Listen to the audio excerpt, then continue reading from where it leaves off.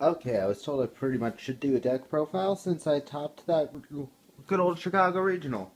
It's gonna be really shitty, guys, because I'm doing this one-handed and I don't know how the hell to do it. Okay, first let's go over the most important part. Gummy slime. Nothing else really matters. This is why I built the entire deck. What's it do? Who gives a damn? It looks like a butt and it appears to be edible. Best card ever.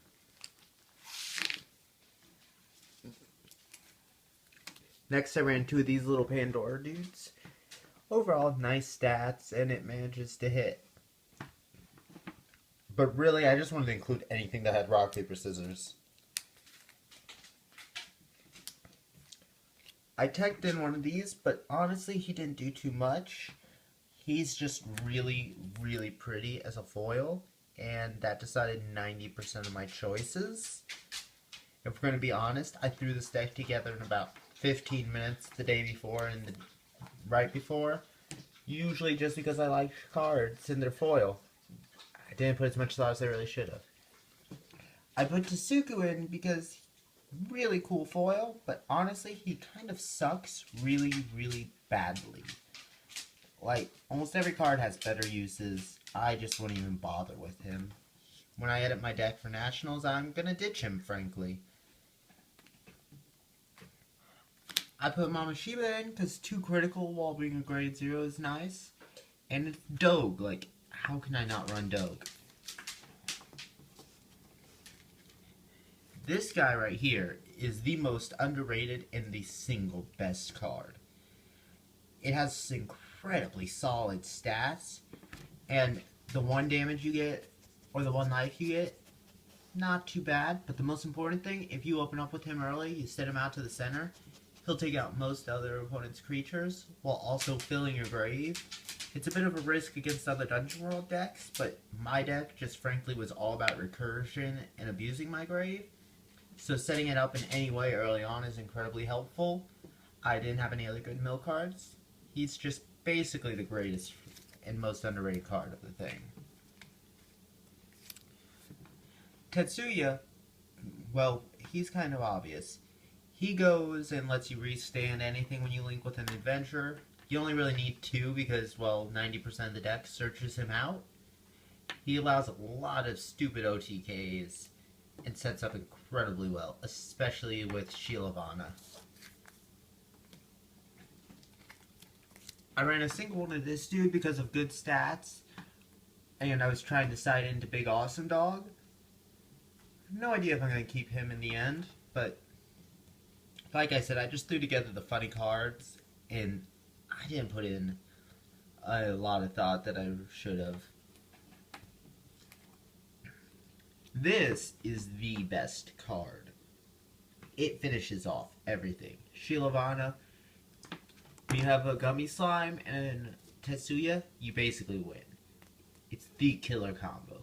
Penetrate's insane, and the +2 critical is great. Combined with all the other stuff, one of the best combos you can do is Tetsuya Link Attack with him into the center. Takes out most creatures. You hit for 3, you restand him, and then hit into the base life. It won me a ton of games. You can also just equip an item. Say you only have 2 dungeon enemies in hand instead. Throw out an adventurer sword, and then call out the 2 dungeon enemies with him. He gets the effects because of the dungeon enemy's sword, even if you have somebody in the center. I only ran 1 because, well, I only had 1. I'll probably run 2, but just like Tetsuya, you can search out almost every bit of it, so you don't really need that many more. I ran 2 Britbird because Britbird is insane. One big mistake everybody did who was running it against me is they always call him out first turn. If that's your only choice, just skip getting damage the first turn. Late game, for such a simple cost of 1 gauge, you can clear out an entire field. 5,000 is basically a magic number, I've noticed. And it allows you to hit everything. He's less about ending the game. You have Shilavana and your other adventurers for that. He's more about field clearing, because you call him out, you just hit twice.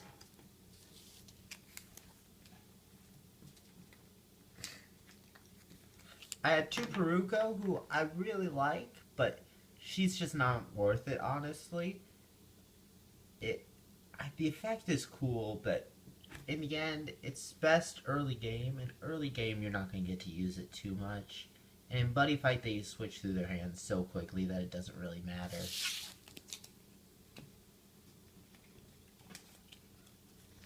I used 3 Angry German Guy, but Will stole his back. He is just so good. He gets you a free +1, he refreshes your deck, and just sets you up perfectly. And his stats aren't too bad either. He's a mid to late game card, and I never regretted him at all.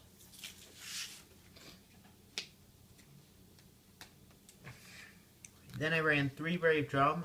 He's honestly the only adventurer I'd even consider going up to 4 with. He's just the perfect opening play.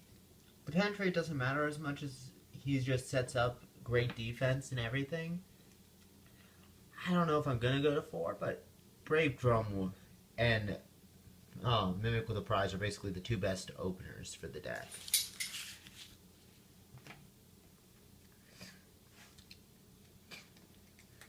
For spells, I went 4, 3, 2 on the missions. Form a Party basically is the bread and butter because it searches out half your deck while giving you an extra life. Thinning and searching is just lovely. I used 3 Defeat Monsters because the deck's gonna, my playstyle personally goes and knocks out any creatures I see. I hate letting them have it. It just makes me feel unsafe, and I tend to naturally go towards a control style. And then I used 2 Nozaramu Hot Springs just because it sets you up great. It actually won me the final match because my Shielovana died and I managed to get it back because of Hot Springs, which I then used to kill him on the next turn.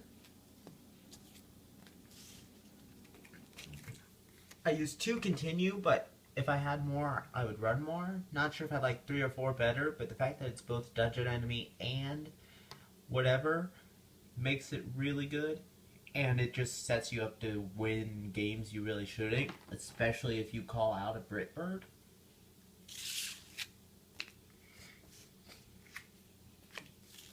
I went with 4 Divine Protection Shasha and 4 Pillar of Fire because they're basically the bread and butter of defense. They allow you to stop things that you shouldn't, especially against other Dungeon World decks. Pillar of Fire just wrecks them. If you're going to play Dungeon Mirror, though, you need to expect the Divine Protection Shasha. And as much as you want to link attack all the time to abuse the effects, it's often a lot better to just skip doing that so that you don't get stopped by it. One of the examples was when I had my sword out and I had Shielovana. They set me up so that I would attack with both of them to get the 5 damage. Instead, I just attacked with Shielovana. They had to stop its attack, and then I attacked with my sword. I didn't get penetrate, but I did get to kill it.